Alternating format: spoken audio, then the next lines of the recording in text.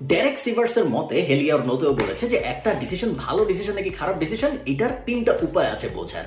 তিনটা প্রশ্ন করতে হবে আমাদের বোঝার জন্য এই ডিসিশনটা ভালো নাকি খারাপ। প্রথম প্রশ্ন, এই ডিসিশনটা আপনাকে হ্যাপি করছে নাকি। সেকেন্ড প্রশ্ন, এই ডিসিশনটা স্মার্ট নাকি এবং লং টার্মে এটা আপনার জন্য বেনিফিশিয়াল হবে নাকি। এবং থার্ড প্রশ্ন, এই ডিসিশনটা অন্য অনেক মানুষের উপকার হচ্ছে নাকি। আমরা যদি একটা এক্সাম্পল নিয়ে চিন্তা করি, ধরেন আপনি বিসিএস দিলেন বাবা মার কথায়, এটা একটা স্মার্ট ডিসিশন, লং টার্মে আপনার ফাইন্যান্সিয়াল ক্যারিয়ার ভালো হবে, অন্য অনেক মানুষেরও হয়তো উপকার হবে আপনার পরিবারের, বাট এটা কিন্তু আপনাকে হ্যাপি করলো না, সেটা একটা বাজে ডিসিশন। সেকেন্ড এক্সাম্পল, ধরেন আপনি ঠিক করলেন আপনি গ্র্যাজুয়েশনের পর চ্যারিটি করবেন।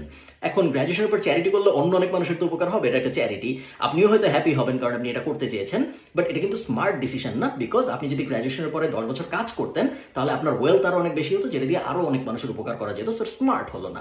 ধরেন আপনি ঠিক করলেন আপনি গ্র্যাজুয়েশনের পরে কোথাও ইনভেস্ট করবেন এবং প্যাসিভ ইনকামে জীবন চালাবেন, এতে কিন্তু অনেক মানুষের উপকার হচ্ছে না, শুধু আপনারই উপকার হচ্ছে। So smart but not helping other people.